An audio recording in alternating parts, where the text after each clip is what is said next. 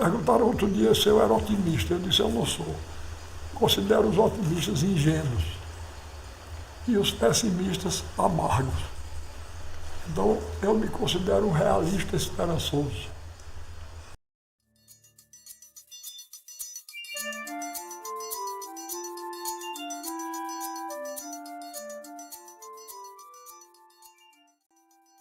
Olá! Hoje vocês irão conhecer um pouco mais sobre Ariano Suassuna. Ariano Vilar Suassuna nasceu na cidade de Nossa Senhora das Neves, atual João Pessoa, capital da Paraíba, em 16 de junho de 1927. Após o assassinato de seu pai, João Urbano Pessoa de Vasconcelos Suassuna, na época governador da Paraíba, durante a Revolução de 1930, sua família muda-se para Taperoá, sertão do estado. Foi lá onde Ariano teve seus primeiros contatos com a cultura da região, assistindo aos espetáculos de mamulengos e os desafios da viola. É uma meditação sobre o destino do homem. Veja que coisa linda. Existem muitas coisas maravilhosas. A mais extraordinária, porém, é o homem. Ele percorre o mar que se agita, quando a tempestade sopra do sul, e trabalha a mãe dos deuses, a terra soberana, imortal e inesgotável, ano após ano, alinhando os sulcos ao passo dos cavalos. O povo dos pássaros, raça ligeira, e os seres dos bosques e a fauna marinha, ele os captura em redes envolventes. Sua estreia na literatura se deu nas páginas do Jornal do Comércio, em 1945, com o poema Noturno. Durante a faculdade de Direito, fundou o Teatro do Estudante. E em 1947, escreve sua primeira peça, Uma Mulher Vestida de Sol. Quando terminou o curso de Direito, dividiu sua vida entre suas dedicações à advocacia e o teatro. A estreia do Alto da Compadecida no Rio de Janeiro, essa me deu uma sensação de alegria muito grande. Foi. Porque, pelo seguinte, veja bem, eu era totalmente desconhecido. Eu casei no dia 19 de janeiro de 1957. No dia 22, eu viajei para o Rio, porque o Alto da Compadecida, o espetáculo daqui tinha sendo levado para participar de um festival do Rio de Janeiro, promovido por Dulcina, a grande atriz brasileira, e era um festival nacional. Cada estado mandou um representante, e o nosso foi. Foi no Teatro Dulcina, lá no Rio, na Cinelândia. Pois bem, o festival começou no dia 22, a peça foi vaiada. No dia 23, a peça foi vaiada. No dia 24, a peça foi vaiada. No dia 25 era eu. Aí eu entrei apavorado no teatro. Eu digo, agora chegar eu aqui com essa peça, com o Padre Cício, cachorro enterrado em latim. Minha Nossa Senhora, pois bem, eu vou lhe dizer, correndo o risco de desmentir que não sou vaidoso, eu vou lhe dizer uma coisa, eu nunca vi uma coisa daquela no dia da estreia. Inclusive porque a maior parte da plateia era interessada em torcer contra, porque eram participantes. Das outras peças? Sim, mas o povo, tinha um camarada junto de mim que não se contentava em aplaudir não. Ele subia na cadeira e batia com os pés na cadeira. Eu nunca vi uma coisa daquela não, logo no primeiro ato. Quando a peça O Alto da Compadecida estreia em 1956, Ariano traz uma visão cristã sem se aprofundar em questões teológicas, denunciando o preconceito, a corrupção e a hipocrisia. Em estilo simples, o humor e sátira unem-se num tom de caricatura, porém com sentidos moralizantes. Uma de suas obras alternativas, Romance da Pedra do Reino, conta com mais de 600 páginas, que demorou 10 anos para ser concluída.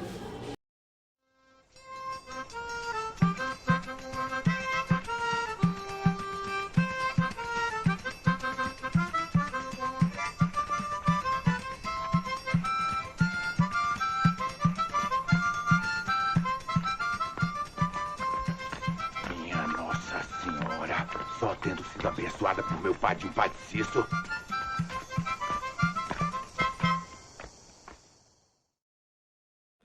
Ariano Suassuna escreveu 15 livros, entre romances e poesias, e 18 peças de teatro. Suas obras, A Mulher Vestida de Sol, Romance da Pele do Reino e O Auto Compadecida, foram transformadas em séries e filmes. Eu tive a surpresa. Quando eu estava escrevendo o Auto Compadecida, eu fui visitado por um desses que querem me converter. Fui visitado. Ele chegou e disse: eu ouvi falar que você estava fazendo uma peça de teatro. Eu disse: estou. Ele disse: e como é? Eu digo: não, é o seguinte, eu peguei 3 folhetos da literatura de cordel. O primeiro chamado O Enterro do Cachorro. O segundo, O Cavalo que Defecava Dinheiro.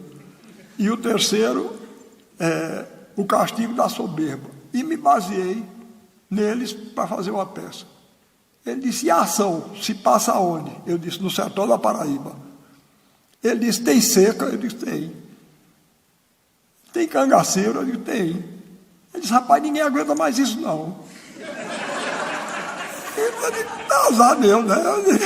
Ele não, se não aguentar, é um assunto que está me interessando, é esse aí. Eu faço uma peça. Ele disse: pois e disse: como é o nome dos personagens principais? Eu disse: Chicó e João Grilo. Ele disse: e como é que vão traduzir isso? Eu disse: eu sei lá, rapaz. Não é?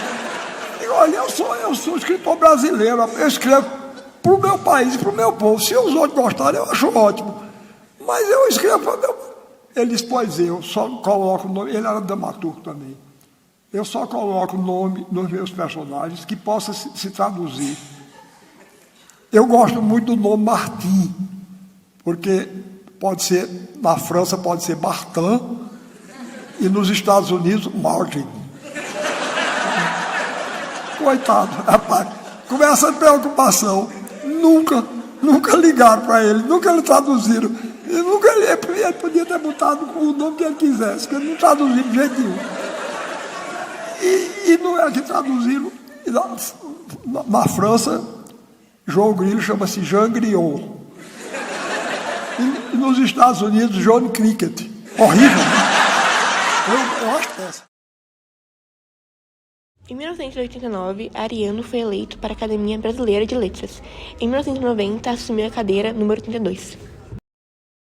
Ariano Suassuna faleceu no Recife no dia 23 de julho de 2014, decorrente das complicações de um AVC hemorrágico.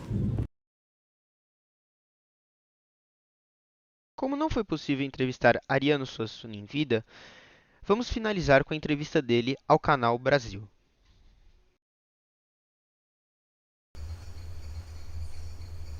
Você acredita em Deus? Acredito. Como é isso? Eu não conseguiria conviver com essa visão amarga, dura, atormentada e sangrenta do mundo. Então, ou existe Deus, ou então a vida não tem sentido nenhum. Bastaria a morte, tirar qualquer sentido da existência, não é?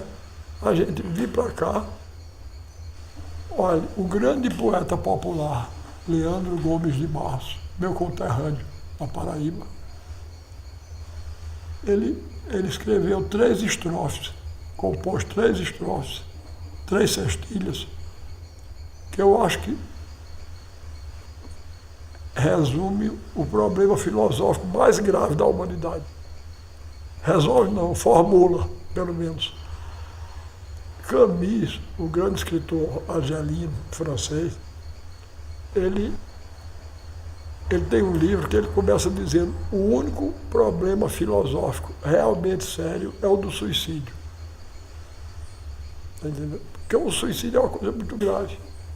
A pessoa avalia o mundo, avalia ele mesmo e acha que não vale a pena. Não é?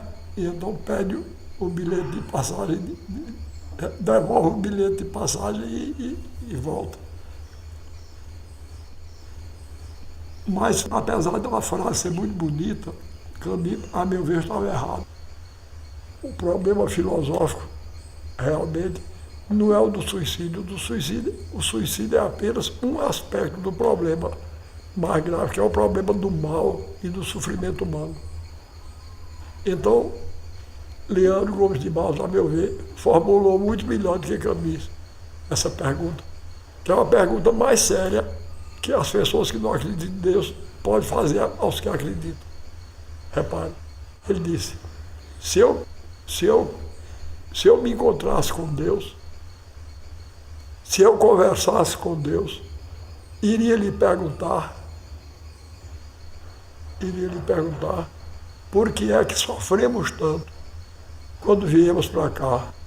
Que dívida é essa que o homem tem que morrer para pagar? Perguntaria também como é que ele é feito, que não dorme, que não come e assim vive satisfeito.